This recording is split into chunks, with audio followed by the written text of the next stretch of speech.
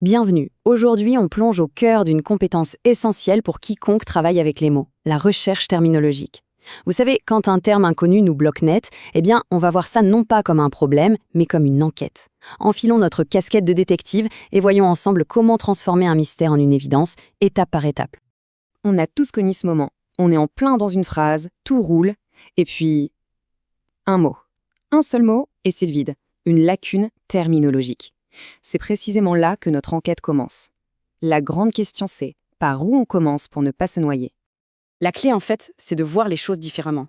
Ce n'est pas un obstacle, c'est une enquête. Chaque terme inconnu est une petite énigme à résoudre.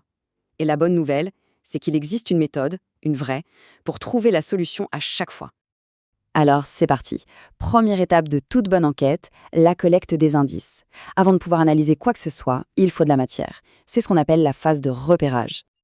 Le repérage, qu'est-ce que c'est? C'est tout simple. On passe nos textes au peigne fin pour débusquer ce qu'on appelle les candidats termes.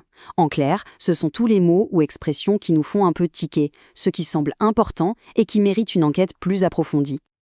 Pour cette chasse aux indices, il y a deux écoles, deux approches. D'un côté, l'extraction manuelle. C'est un travail d'artisan, plus lent, c'est vrai, mais on a l'énorme avantage de garder le contexte à portée de main. De l'autre, l'extraction automatique, la version TGV. C'est super rapide. Mais attention, ça nous livre une montagne de suspects potentiels et c'est à nous de faire le tri. Le choix dépend souvent du temps qu'on a.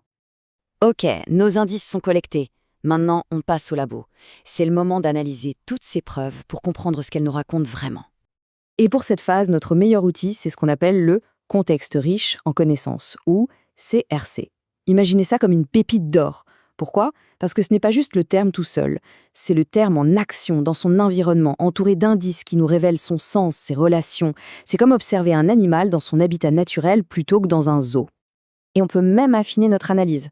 Il y a en gros deux types de contextes. Le premier, le CRCC, ou conceptuel, nous donne la carte d'identité du terme. En gros, il répond à la question « qu'est-ce que c'est ?»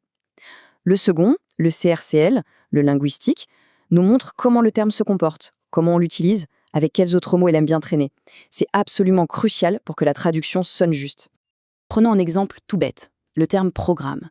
Une analyse linguistique rapide va nous montrer qu'il s'associe très souvent au verbe écrire, charger, lancer ou exécuter. C'est ce qu'on appelle la combinatoire lexicale. Et c'est ce genre de détail qui fait toute la différence entre une traduction juste, correcte, et une traduction qui sonne parfaitement authentique. Bon, l'analyse est faite, on a nos hypothèses. Mais un bon détective, il ne conclut jamais une affaire sans une dernière vérification. C'est le moment de consulter les experts pour valider nos trouvailles. Et cette source d'information ultime, bien sûr, c'est l'expert du domaine. Il ne faut jamais hésiter à les solliciter. Leur rôle est fondamental pour confirmer une définition, valider un terme, et surtout pour trancher quand les documents restent vagues ou contradictoires. Et ça, c'est vraiment un point à retenir. L'avis d'un spécialiste, ce n'est pas juste un coup de pouce. C'est une source à part entière, tout à fait légitime, qu'on peut citer, surtout quand les documents fiables se font rares. C'est un atout majeur dans notre boîte à outils. On a vu la méthode générale. Mais on fait quoi quand l'énigme se corse, quand les cas sont vraiment tendus? Allez, ouvrons la boîte à outils des stratégies pour les problèmes les plus tenaces. Parce que sur le terrain, des défis, il y en a. Les néologismes qui sortent de nulle part, les fameuses lacunes où il n'y a tout simplement pas d'équivalent, les variations régionales qui peuvent tout changer, mais pas de panique, pour chaque problème, il existe une stratégie. Par exemple, que faire quand, malgré toutes nos recherches, un terme reste flou? On a deux options assez pragmatiques. Option 1, si le public est lui-même spécialisé, une traduction littérale peut passer, parce qu'il comprendra le concept. Option 2, la sous-traduction.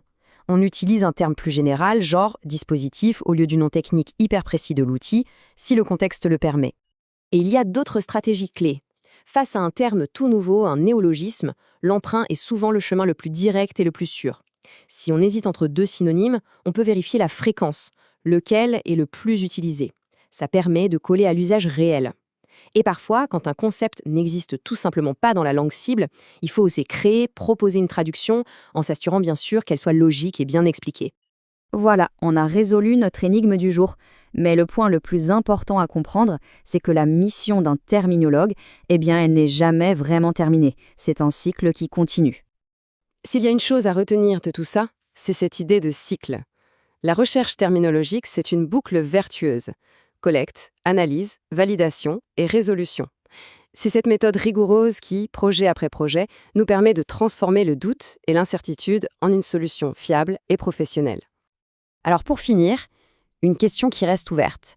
Avec cette méthode très structurée, ce mélange d'analyse presque scientifique et de choix qui demande de l'intuition, la terminologie, au fond, c'est quoi? Une science exacte ou un art subtil de l'interprétation?